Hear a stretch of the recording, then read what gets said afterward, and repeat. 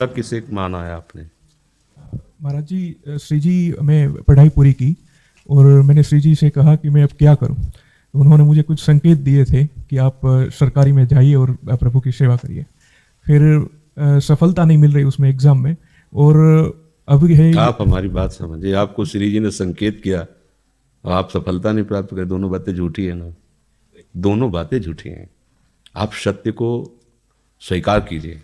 श्री जी के संकेत को आप जानने लगे। आप श्री जी के संकेत संकेत तो तभी जब आप उनकी मन की बात जान लेना, तो आप कितने बड़े सिद्ध हो गए। और फिर सफलता किसकी चाहते हो? प्रकृति जननी की। आप श्री जी के संकेत को जान जाओगे तो श्री जी के प्रेम की सफलता चाहोगे, लोकवत नहीं। और ये लोक की सफलता सुनो, पहले प्रारब्ध के अधीन है। इसकी सफलता के लिए श्री जी से प्रार्थना मत करो। हमारी बात समझना। विद्यारण्य जी एक बहुत बड़े महापुरुष हुए हैं। उन्होंने अपने माता पिता को सुखी करने के लिए, धन प्राप्ति के लिए गायत्री अनुष्ठान किया। ब्राह्मण कुल में जन्म हुआ था। एक पुरस्चरण 24 लाख का गायत्री होता है।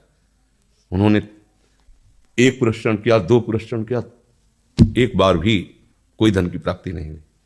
आखिरी में उन्होंने संन्यास लिया। जीव संन्यास लिया, माता गायत्री प्रकट हो गई। उनका अब इंद्रासन भी मांगो तो आपका। तो बोले आप क्या जरूरत है, अब तो वैरागी हो गया, विरक्त हो गया। माता पिता भी पधार गए, उनकी सेवा के लिए अर्थ चाहना। 23 पुरस्चरण किए, तो आप तब नहीं आई। तो उनका तुम्हारे अनंत जन्मों में ऐसे 24 महापाप थे जिनके कारण मैं नहीं आ पा रही थी। अब वो 23 पुराण से चरण से नष्ट हुए, पुरस्चरण से, और 24वां तुमने संन्यास लिया। तो अब आप जो चाहो पर बोले अब चाहिए ही नहीं, क्योंकि अब सन्यासी हो गया, अब तो ब्रह्म प्राप्ति के लिए। तो इससे आभास होता है कि अगर हमारा बुरा प्रारब्ध है तो हमको भोगना पड़ेगा। हम कितना भी प्रयास करें वो हमें, तो हम क्या करें इसमें जिससे हमें परम शांति हो? प्रभु के नाम का जप करते हुए उन पर दृष्टि लगाएं कि प्रारब्ध से हमारा भरण पोषण शरीर का भले, ये हमारा भरण पोषण आपसे होगा नाथ। तो वो एक ऐसे हैं जो आपके प्रारब्ध को भी मिटा देंगे।